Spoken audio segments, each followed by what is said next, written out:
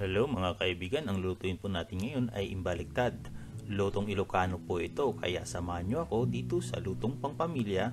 Huwag lang pong kalimutan, sa tamang sangkap ng ating lulutuin ay makikita po natin sa www.lutongpangpamilya.com. Ito pong mga sangkap sa paggawa ng imbaliktad. Una sa lahat, yung beef po natin, kailangan po natin ito i-cut ng manipis at pahaba. Pwede po tayo gumamit ng ram steak or rib eye. Then yung salt po natin, yung black pepper, yung garlic, yung onion na chop na po ito, yung vinegar, yung cooking oil, yung ginger po natin, nakat na po ito ng pahaba, then yung spring onion. Ngayon, pag kumpleto na po yung ingredients natin, pwede na po natin umpisan pagluluto.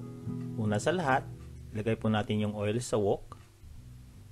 Then, igisa po natin yung garlic.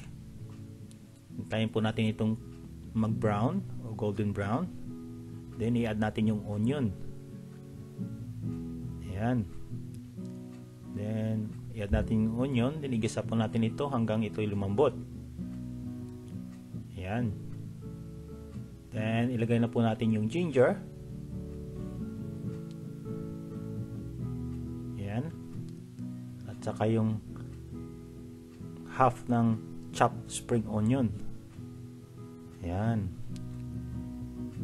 Ayan. Ilagay na po natin yung spring onion.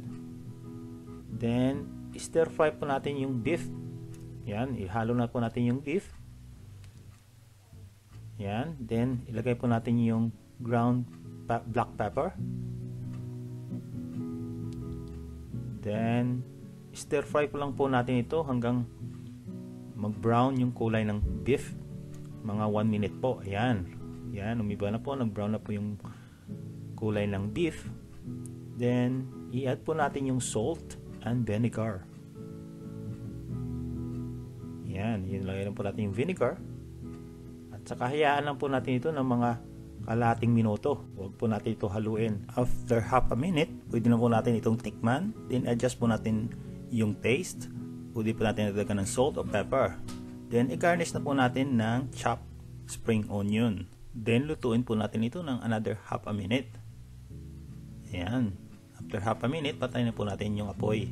Yan na po yung imbaliktad. Sa tamang sangkap ng ating lutuin ay makita po natin sa www.lutongpangpamilya.com.